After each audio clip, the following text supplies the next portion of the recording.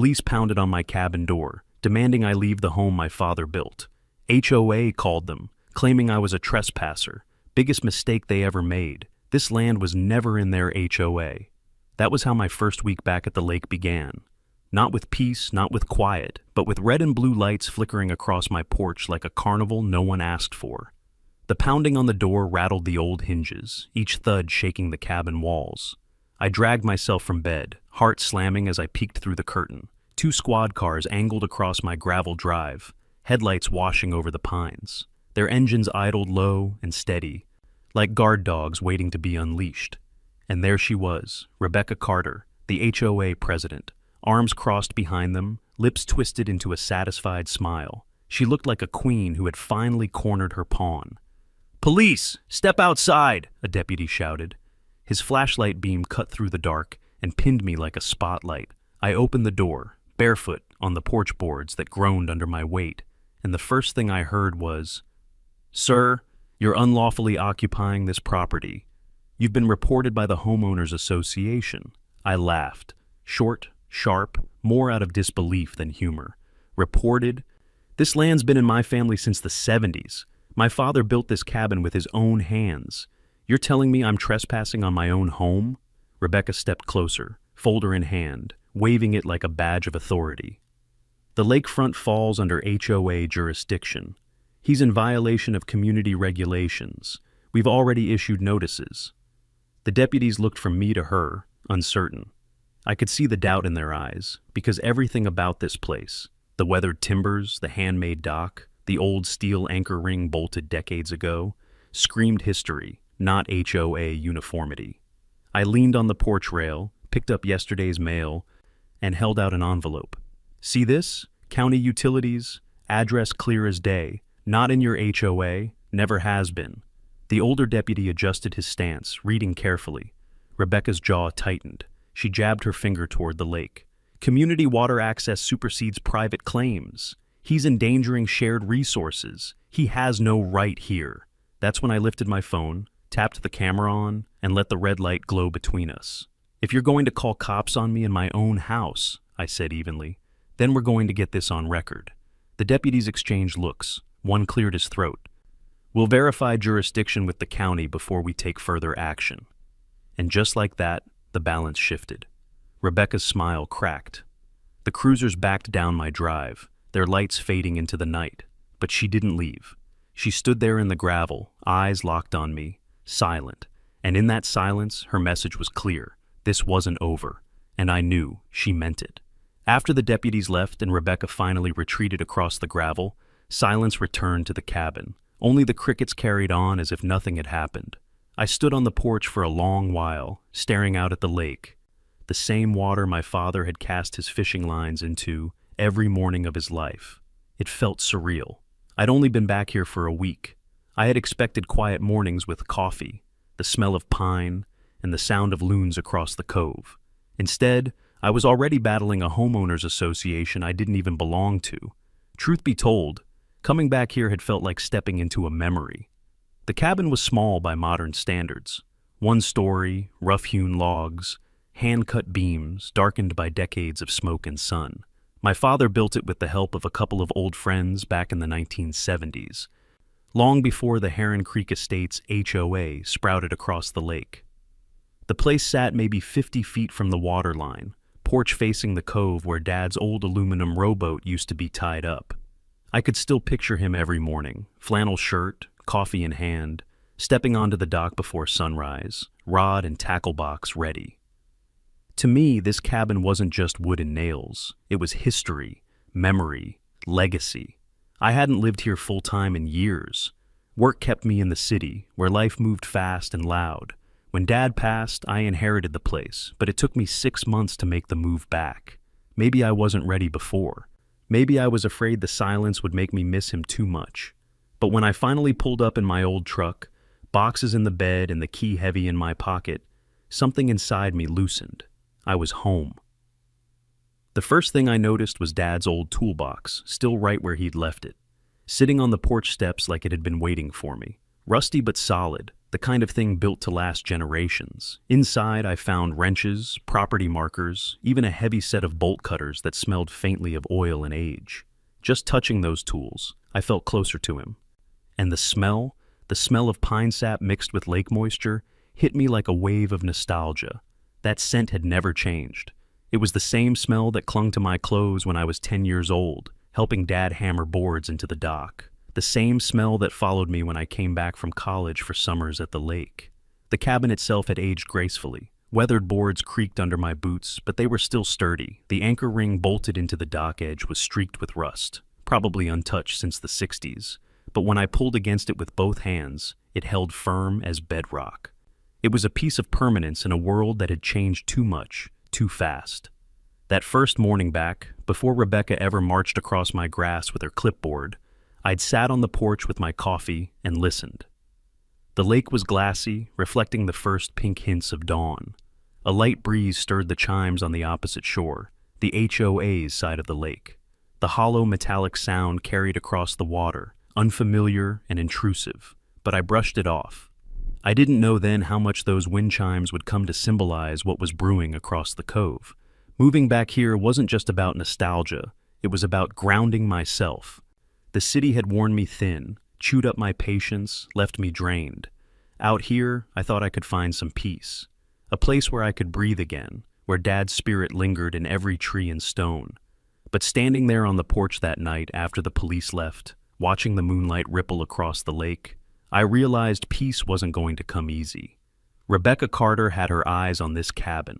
She had her own version of history, one where my family's land was just another square on her HOA chessboard. I wasn't sure yet how far she was willing to push, but I did know one thing. My father taught me to stand my ground. He believed boundaries mattered, not just on land, but in life. Respect them, honor them, but never let anyone take them from you. I looked at that old anchor ring again, the one sunk deep into the dock my father built.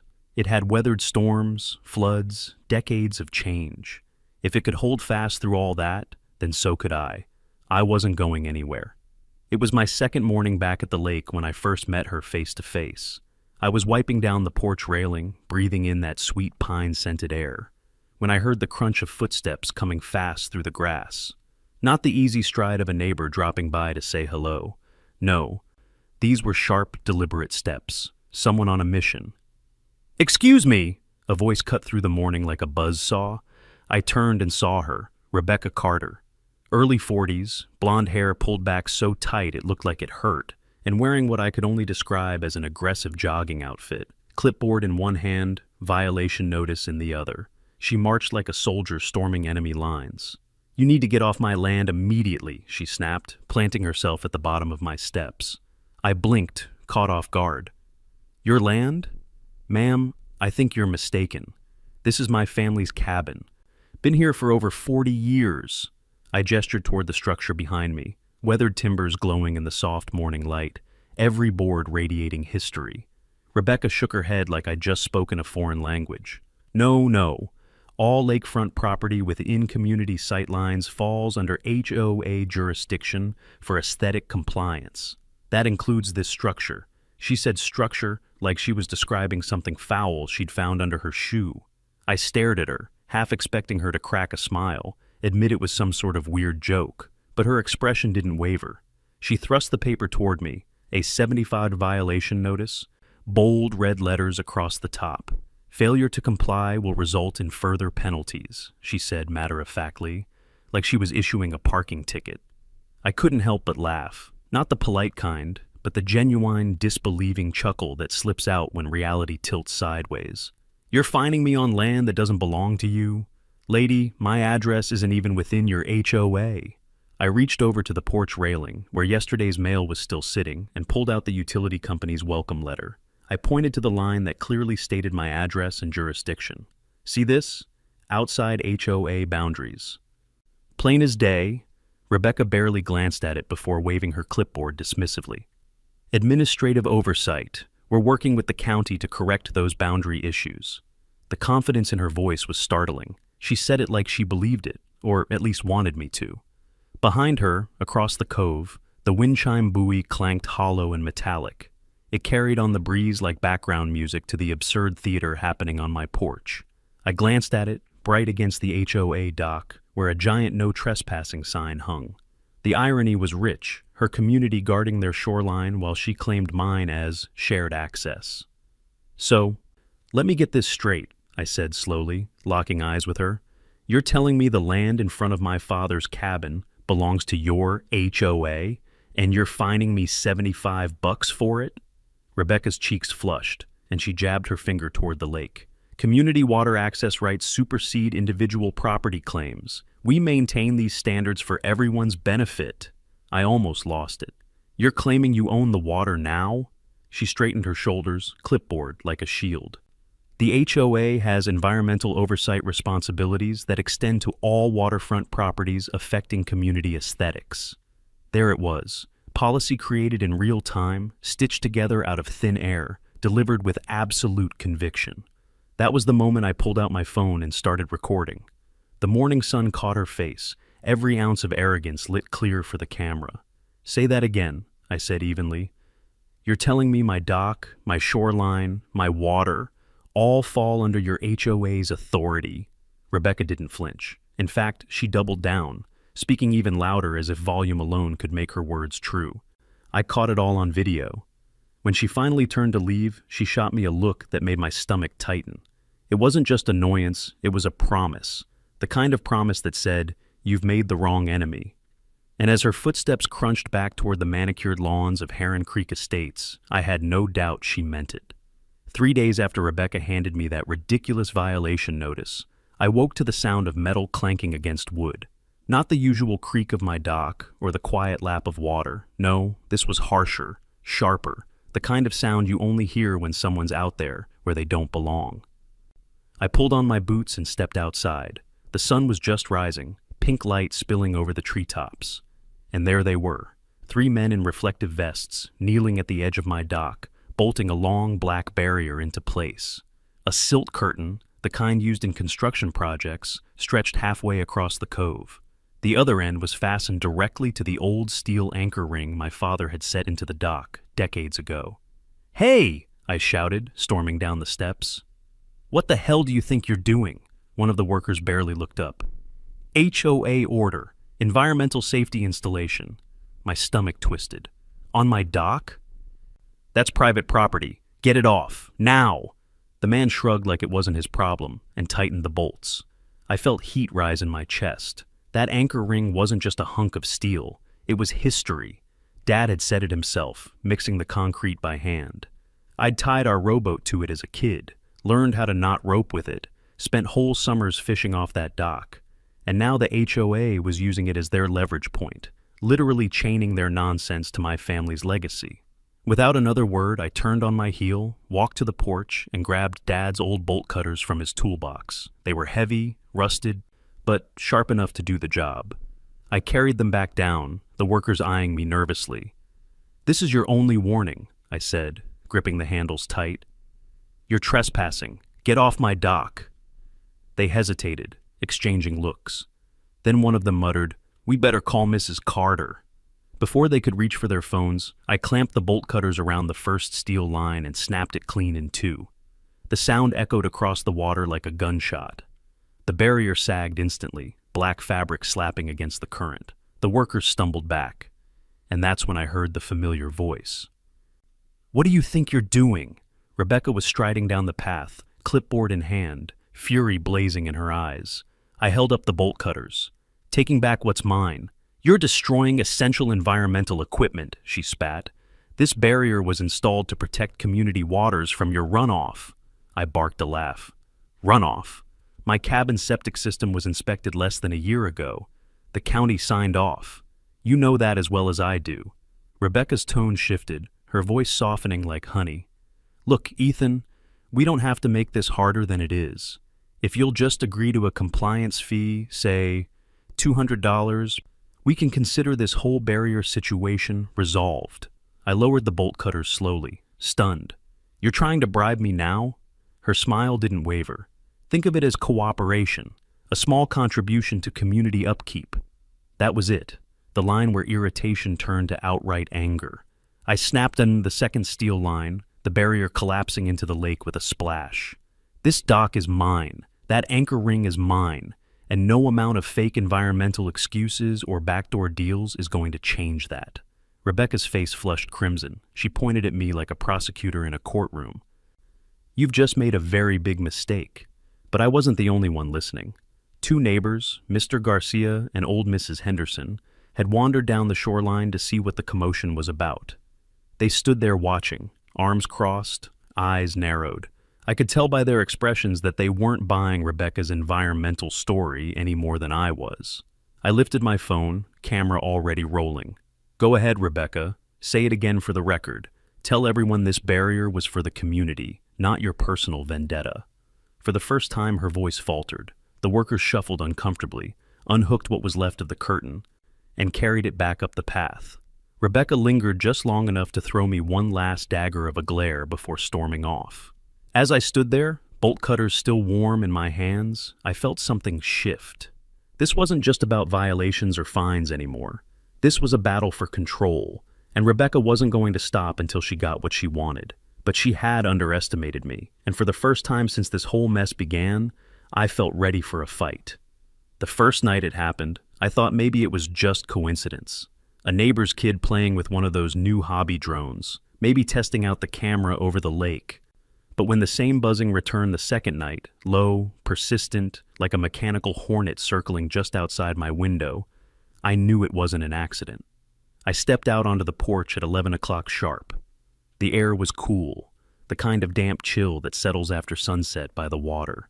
At first I didn't see anything. The stars were out, faint but steady, and the moon floated low over the treetops. Then the sound came again, whirr, and there it was. A drone hovered 30 feet above the dock, its red navigation lights blinking in steady rhythm. It tilted, drifted closer to the cabin, then stopped, almost as if it were staring. Unbelievable, I muttered, pulling out my phone. I hit record and zoomed in. The drone spun slowly, its tiny camera lens catching the porch light. The red glow blinked across the window panes, making the cabin look like it was trapped in some kind of police standoff.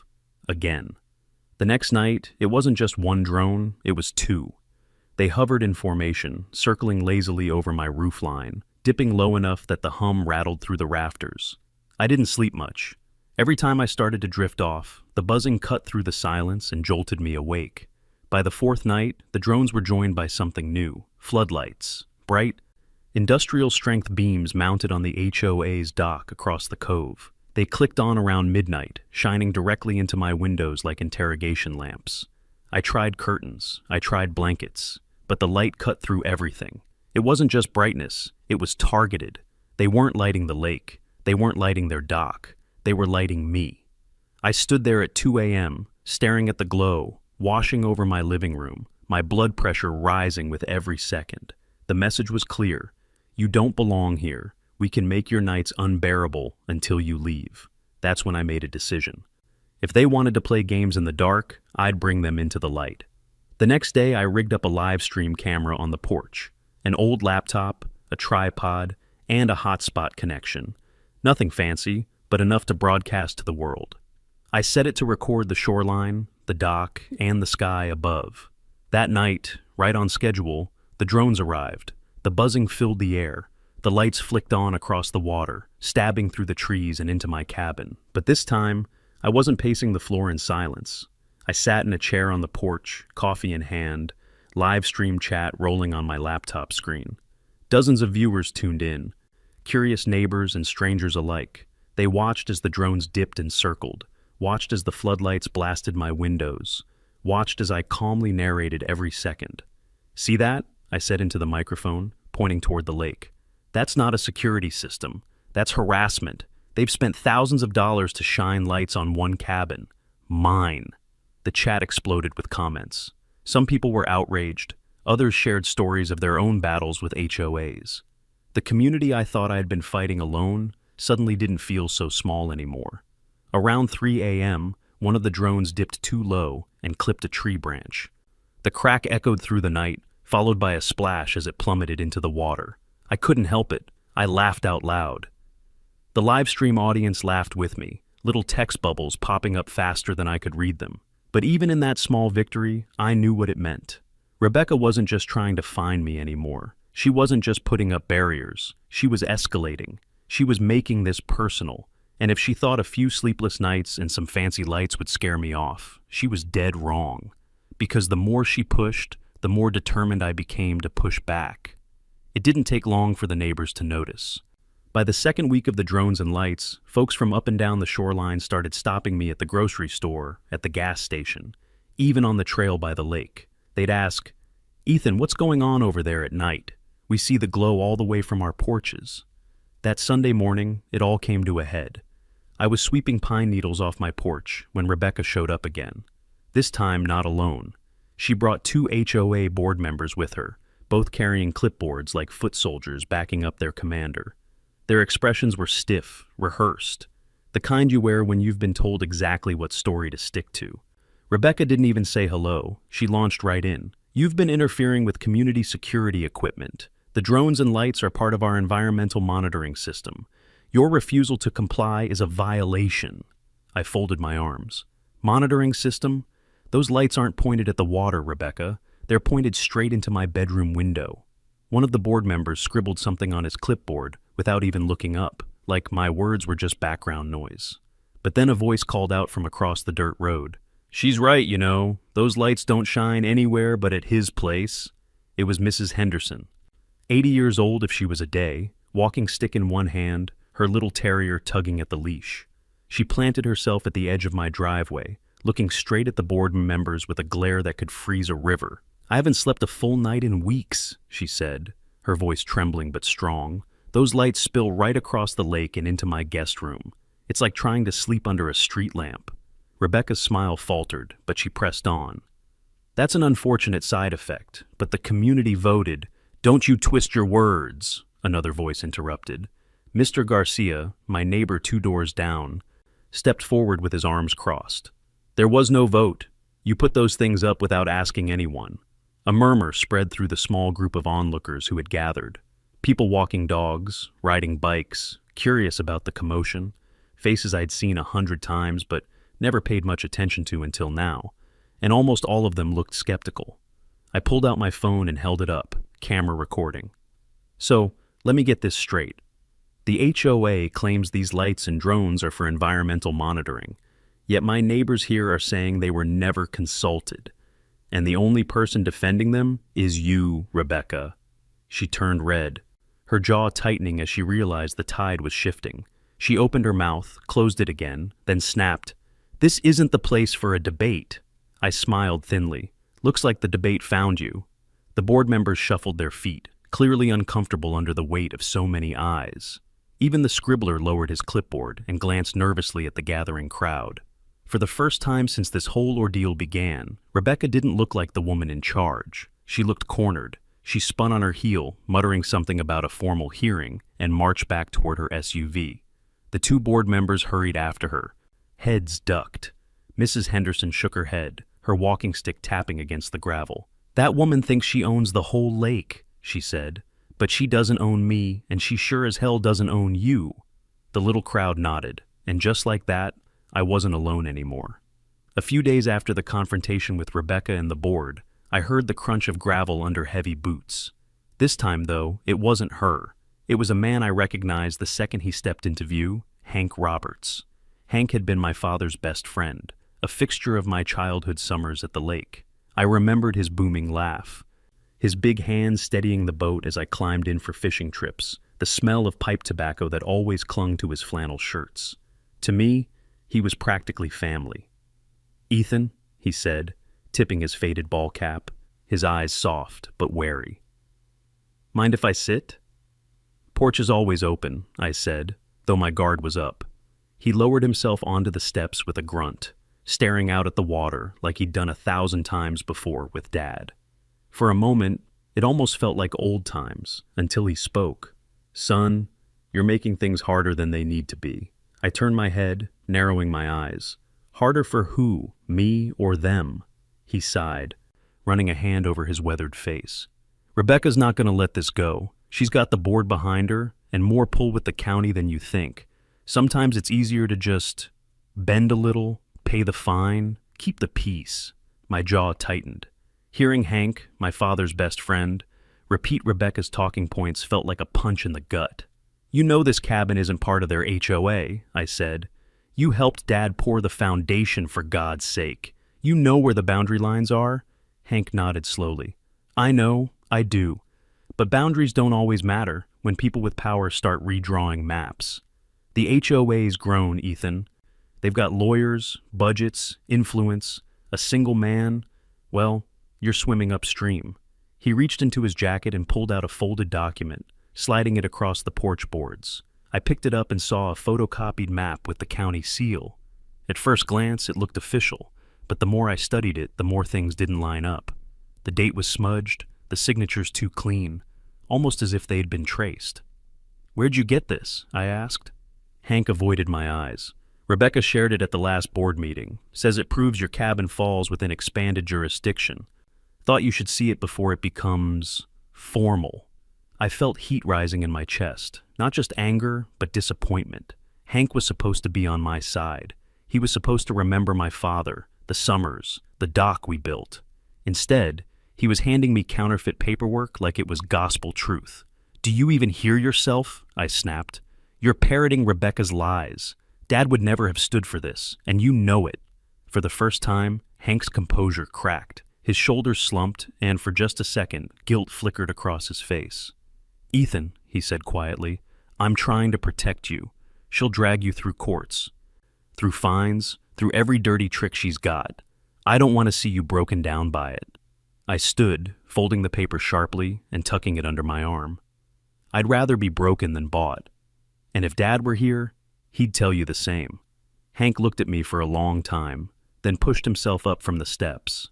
His eyes were sad, but there was something else there too, fear. I hope you know what you're doing, he muttered before turning away. I watched him walk down the drive, his shoulders stooped, the weight of divided loyalties hanging heavy. And in that moment, I realized Rebecca's reach wasn't just about property lines or paperwork. She was trying to cut me off from my father's legacy piece by piece, neighbors, friends, even the people I thought I could trust. But if she thought that would make me fold, she didn't know me at all. After Hank's visit, doubt gnawed at me like rust eating through steel. If Rebecca could sway my father's oldest friend with forged maps and smooth talk, how long before others started believing her version of events too? That night, I sat at my kitchen table with Dad's old toolbox and my laptop open. I wasn't going to fight this battle on hearsay or emotion alone. If Rebecca wanted to play the environmental protection card, then fine, I'd beat her with facts. The next morning, a package arrived on my porch, a professional water quality testing kit. Not the cheap strips you buy at the hardware store, but the kind consultants use. Multiple vials, reagents, pH strips, bacterial swabs, even chemical markers for runoff. It had cost me more than I cared to admit, but truth was worth every penny. I spent hours collecting samples from 6 points around my dock and shoreline, documenting everything with photos, timestamps, and GPS coordinates. The sun was high and the lake calm, a mirror of glass broken only by the occasional leap of a fish. Dad would have approved of my meticulousness. He always said, "Don't just be right, son. Prove you're right." By Thursday morning, the results came back.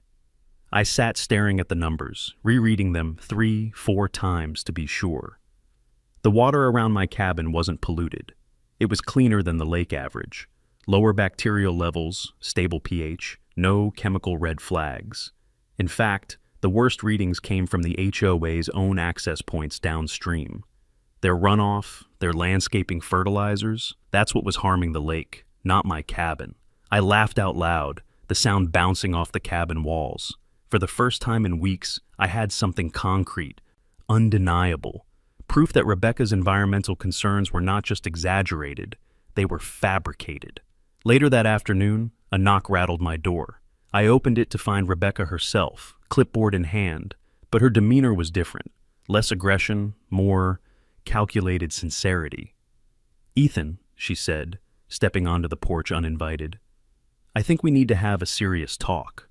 I let her in, curious to see what cards she thought she still held. She set a stack of papers on my table, and spread them out like a winning poker hand. Charts, graphs, bacterial counts, all painted a grim picture of contamination around my property. "These are our water quality results," she said, her tone grave. "The septic system on your land is outdated. It's a danger to the lake." I leaned over, pretending to study the charts, but my stomach tightened. Something was off. The numbers looked too neat, the columns too uniform. I flipped one page and froze. The date stamp matched the same day I had collected my own samples, yet her results were completely different. Then I saw it. A data table copied and pasted, the same sequence of decimals repeated in two separate categories. Sloppy forgery. "Interesting," I said slowly, sliding my own folder across the table. "Because here are my results. Independent kit, documented, photographed, time-stamped, and they tell a very different story." Her eyes flicked over the pages, just for a split second. She recovered quickly, forcing a sympathetic smile. "Tests can vary depending on conditions. Perhaps you sampled at the wrong depth." I shook my head.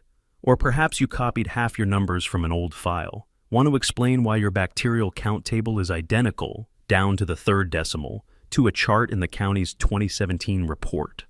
Her jaw tightened. She hadn't expected me to catch that. "Look, Ethan," she said, softening her voice, "I'm not your enemy. We both want to protect this lake. Why don't we work together? Upgrade your septic, add some erosion control, maybe a rain garden. I know the right contractors. It'll cost, but the community might even chip in." I almost laughed. A minute ago she was damning me as a polluter. Now she was offering help, like a wolf offering to guard the sheep. But I noticed something as she gathered her papers. A small leather-bound notebook slipped from her folder, its cover marked with the words, Phase 2. Inside, as I glimpsed when she snatched it back, were mock-ups of more forged charts, signatures that looked doctored, and a list of target properties with notes scribbled beside each. Rebecca wasn't just after me. She was running a campaign of expansion, using fake science and fake authority to swallow up more land and more control. She smiled, thanked me for my time, and walked out as if nothing had happened. But I sat frozen in my chair, my fists clenched around the test results. Now I knew. This wasn't just about my cabin. It was about the future of the entire lake community. And if she thought I'd roll over, she'd just made the biggest mistake yet. By Saturday morning, I'd had enough of being cornered. Rebecca had her board, her fake documents, her endless confidence. But I had something she didn't expect. Proof, a camera, and neighbors who were starting to whisper doubts. I spent half the morning turning my living room into a makeshift broadcast studio. Old desk lamp for lighting, my laptop camera rigged high on a stack of books. Dad's property surveys spread across the table like relics of war. I wasn't just fighting for myself anymore. I was fighting for the truth. When I went live that afternoon, I didn't know if anyone would tune in, but within minutes, comments started popping up. Watching from the South Cove, finally someone speaking up. Been waiting for this. I took a breath and began. "Folks, my name's Ethan Walker. Many of you know my father built this cabin 40 years ago. What you may not know is that the HOA has been trying to claim my property, even calling the police to force me out. Tonight, I'm showing you the facts. Surveys, test results, and proof of what's really happening at this lake." I held up the utility letter confirming my address outside HOA jurisdiction, the county maps Dad had preserved, and the water test results proving my shoreline was cleaner than theirs.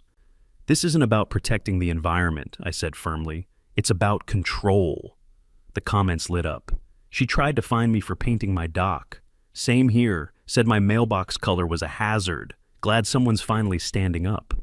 Then, something remarkable happened. An elderly woman, Mrs. Callahan, uploaded scans of meeting minutes and financial reports she'd been saving. Her notes showed the 16 projects Rebecca had launched without community votes, all under the guise of emergency action. Next came a retired engineer, Mr. Daniels. He shared a folder full of photos, proving the new security lights were aimed directly at my cabin, not the lakefront in general. "I designed lighting systems for 30 years, his typed comment read. "This setup is harassment, plain and simple, no safety function at all." By noon, 8 neighbors were active on the call, each with their own evidence.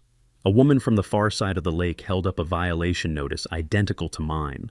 Rebecca had fined her for the color of her dock, even though she wasn't in the HOA either. And then, the bombshell. A current board member, nervous but determined, joined the chat. Half of us don't even know about these projects until Rebecca presents them as already approved, he admitted. She calls emergency meetings, bypasses votes, and spends thousands from the community budget on her own authority. The comments exploded. She's stealing our money. Thought it was just me she was pushing around. This has to stop. As I watched, the realization hit me. I wasn't alone anymore. What Rebecca had tried to frame as me versus the community was becoming the opposite. The more light we shined, the more people saw the pattern. Neighbors, I said into the mic, this isn't just about me. It's about how our community is governed. Do we want one person inventing authority, or do we want democracy, transparency, and respect for each other's property? Mrs. Callahan suggested organizing a community live stream meeting where everyone could participate, not just board members. The idea took off instantly. People volunteered to reach out to their contacts, share links, and invite others. Within 24 hours, we had 43 confirmed attendees, including several board members who'd clearly been waiting for someone to break Rebecca's spell. For the first time since moving back, I felt momentum on my side. But then Monday morning came, and my phone buzzed with a call from the very board member who'd spoken out. Ethan, his voice was tight with worry. Rebecca called an emergency board meeting for tonight. She's framing your live stream as an attack on environmental protection. She wants expanded enforcement authority to handle so-called agitators like you. My gut twisted. She was already countering, spinning transparency into sabotage. And worse, he added quietly, she's putting my board position up for review. Says I've compromised loyalty by supporting you. I sat back in my chair, the weight of it all pressing down. Rebecca wasn't just defending her lies. She was escalating, purging opposition, doubling down with every move. But I looked at the chat history from our live stream, the scans, the photos, the stories pouring in from every corner of the lake. I saw people who had been afraid to speak now finding their voices. For once, Rebecca wasn't the only one with an audience. And that meant the fight was just getting started. Tuesday evening, the community center was standing room only. More people had shown up than I'd seen in that building in years. Families, retirees, even teenagers sitting on the floor with their phones out, recording everything. The air buzzed with anticipation, like the first rumble before a storm. Rebecca entered flanked by 5 people in business suits carrying briefcases. They set up at the front table like they were preparing for a courtroom trial instead of a community meeting. She was smiling, confident, radiating authority. Thank you all for coming, she began, her voice strong and clear. Tonight, we must discuss urgent environmental and safety concerns affecting our entire lake. Some of you may have heard misleading claims. My goal is to set the record straight. The board chair outlined the format. First I would present, then Rebecca, followed by open discussion. Fair, transparent, democratic. Exactly what Rebecca hated. When my turn came, I walked to the front, carrying Dad's surveys and my folder of test results. My hands shook at first, but the faces in the crowd steadied me.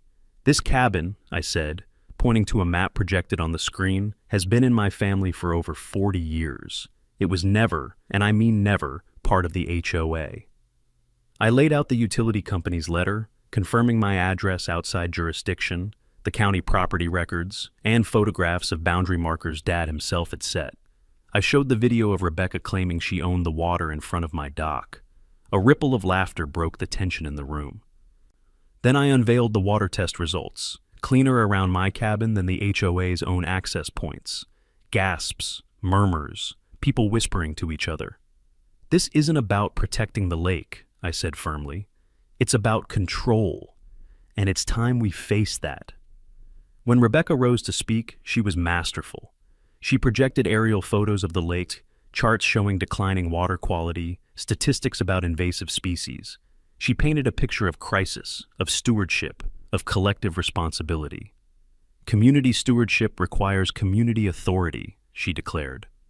Individual property rights cannot supersede the common good. Sometimes difficult decisions must be made. Heads nodded in the crowd. She was good, too good. For a moment, I worried my facts wouldn't hold against her theater. Then she pulled out what she clearly thought was her trump card, a crisp, official-looking document stamped with federal seals. This, she announced, holding it high, is a federal environmental emergency declaration granting the HOA temporary oversight of all lakefront properties pending restoration efforts. This is not my opinion. This is federal authority. The room gasped. People leaned forward. A low murmur rippled through the audience. Even I felt a jolt of panic. If it was real, it meant the fight was over. Federal trumps everything. But something about it nagged at me. The formatting, the two clean signatures, the way Rebecca held it just far enough away to avoid close inspection. Before I could lose my nerve, I pulled out my phone. "Let's verify that right now," I said into the microphone, dialing the county environmental office on speaker. The room fell silent, every ear straining to catch the tinny hold music, the operator transferring my call. Finally, a county official came on the line. I read out the reference number from Rebecca's document. There was a pause. Then the official's voice, clear and firm. "There is no federal environmental emergency declaration for your lake. None. We have no record of such a filing." The room erupted. Gasps, angry whispers, people shaking their heads. I looked at Rebecca. Her face drained of color, then flushed crimson. "There must be a clerical delay," she stammered. "Administrative procedures can be—" "Rebecca," one of the board members cut her off, standing. His voice carried across the hall. "Did you create that document yourself?" Silence. Rebecca's eyes darted, searching for escape. "It was provided through provisional channels," she hedged, but nobody was buying it anymore. One by one, neighbors began standing, telling their stories. Fines for mailbox colors, false safety violations, harassment lights aimed at children's bedrooms. Every voice added weight to the avalanche. Mrs. Callahan's shaky voice rang out. "She fined me for painting my dock, said it was a navigation hazard. Now I know. It was all lies." The board chair banged the gavel, trying to restore order. "Enough. This meeting has made one thing clear. Rebecca Walsh has lost the trust of this community." Rebecca gathered her papers, her legal entourage suddenly less confident, their briefcases snapping shut in defeat. As she walked out, her eyes met mine for a fleeting second. Not shame, not regret, calculation. Even in defeat she was plotting, but, for that night, the truth had won, and the people knew it. Thursday night came faster than I expected. The board had called an emergency session, and word spread like wildfire. By the time I arrived at the community center, the parking lot overflowed. Folks leaned against cars, clutching thermoses of coffee, waiting for the doors to open like it was a town trial. Inside, the mood was different from Tuesday. Then there had been tension and doubt. Tonight, there was determination. People weren't here to listen anymore. They were here for judgment. Rebecca sat alone at the front table. No legal team, no entourage, just her and a thick folder she kept thumbing through like a gambler with one last bad hand. Her smile was gone. The board chair cleared his throat. "We've convened this meeting to address serious allegations of misconduct, financial mismanagement, and the presentation of falsified documents. The floor will also be open for county officials who've joined us tonight." Right on cue, 3 county representatives entered, flashing badges and laying heavy files on the table. The crowd murmured.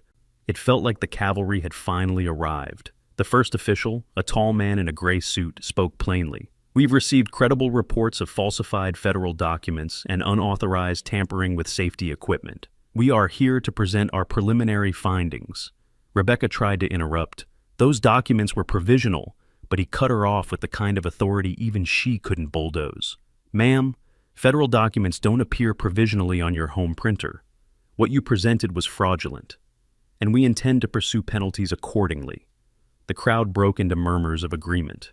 The second official, from the county auditor's office, opened a thick folder of receipts. Over the past 2 years, Ms. Walsh authorized 17 projects without recorded votes or transparent approval. Nearly $35,000 in community funds were spent on lighting, barriers, and consultant fees. Several invoices are inconsistent, and some appear fabricated. Gasps rippled through the room. Mrs. Callahan, sitting near the front, clutched her notes and whispered, "I knew it." The third official stepped forward, Fire Marshal Dave Torres. His presence carried a weight no one could ignore. He dropped two official-looking citations on the table. "Mrs. Walsh," he said in a calm, steady voice, "you are being fined $500 for tampering with equipment designated as emergency use infrastructure, and $250 for presenting false documentation. Both will go on record. We expect full cooperation moving forward." Rebecca's hands shook as she shuffled her papers. "This is a misunderstanding," she muttered. "Everything I did was for safety, for the community." But no one was nodding anymore. Even her staunchest allies sat stiffly, avoiding her gaze. The board chair leaned forward. "Rebecca, this board cannot ignore the facts. Effective immediately, you are suspended from your role as HOA president pending full review." The words hung in the air, heavy as a verdict. Then, as if on cue, the room erupted in applause. Not the polite clapping of a meeting adjourned, but a roar of relief from people who had been held under her thumb too long. I sat back, watching neighbors I'd barely spoken to hug, whisper, and shake hands. This wasn't just about me anymore. It was about them reclaiming their voice. Rebecca sat frozen, her face pale except for two angry spots of red on her cheeks. She gathered her folder, stuffing loose papers inside, and stood. "I'll be consulting with my attorney," she said stiffly. "This community will regret undermining my leadership." But no one followed her this time. She walked out alone, shoulders tight, her footsteps echoing down the hall. Once she was gone, the board chair turned back to the crowd. "We need to rebuild trust. From now on, all projects will require full community votes. A rotating environmental committee will replace unilateral oversight. Transparency will be our standard." A cheer rose up, and for once it didn't feel forced. Then something unexpected happened. Fire Marshal Torres turned to me. "Mr. Walker, I'd like to thank you. If not for your persistence, this might never have come to light.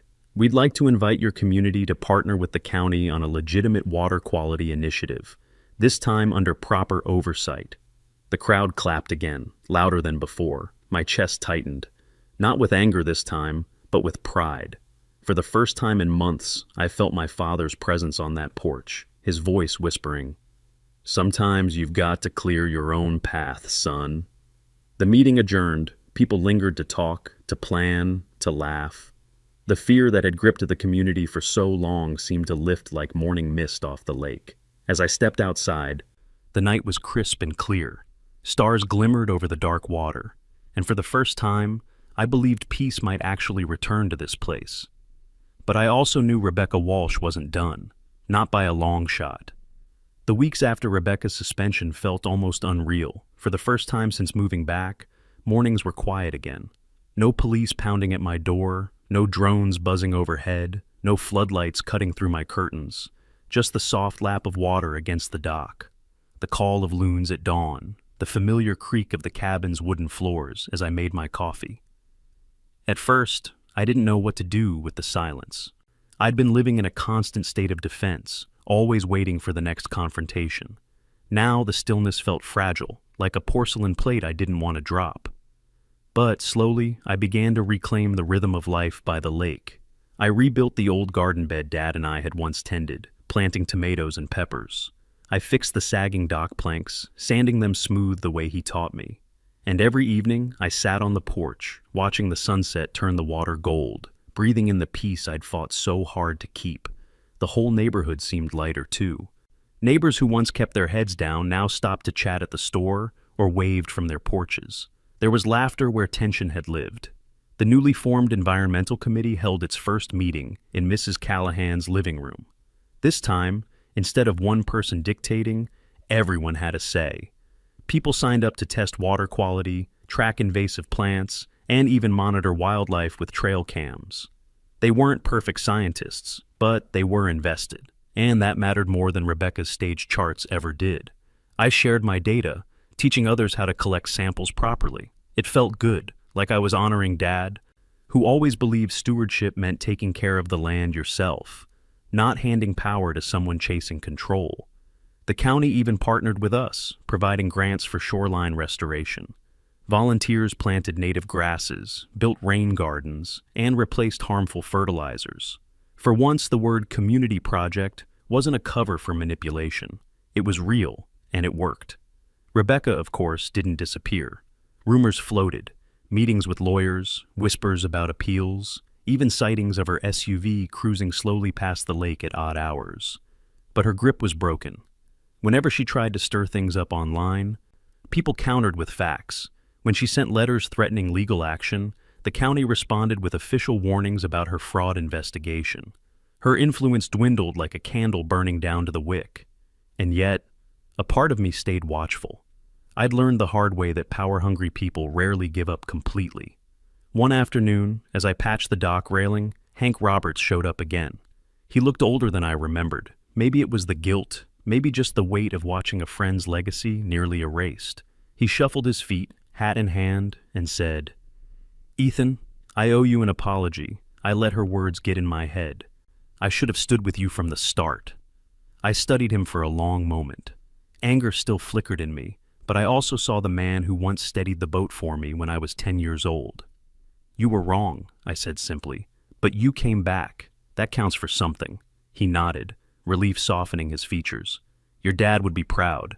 You fought harder than anyone I've ever known." We shook hands, and just like that, a bridge mended. Not perfect, but enough. That night, I pulled out Dad's old journal. The leather was cracked, the pages yellowed, filled with sketches of dock layouts, notes on water levels, and reflections about life by the lake. In one entry, written decades ago, I found a line that stopped me cold. "This land isn't just boards and nails. It's our anchor. If one day Ethan has to defend it, I hope he does with both courage and truth." I closed the journal, tears stinging my eyes. He'd known. Somehow, he'd known that this place would be tested, and he trusted me to carry the weight. And I had. Now, when I sit on the porch at night, I think about how close I came to losing it all. Not just the cabin, but the memories, the peace, the community itself. Rebecca thought she could weaponize fear, paperwork, and authority to bend everyone to her will. But she underestimated one thing. People will fight for what's theirs when pushed too far. I learned that truth isn't enough unless you're willing to shine a light on it. That neighbors are stronger together than divided. And that sometimes the loudest victory isn't the applause of a crowd, but the quiet of a lake at sunset, knowing you stood your ground. The HOA made their biggest mistake when they sent cops to my door, demanding I leave the home my father built, because this land was never theirs, and it never will be.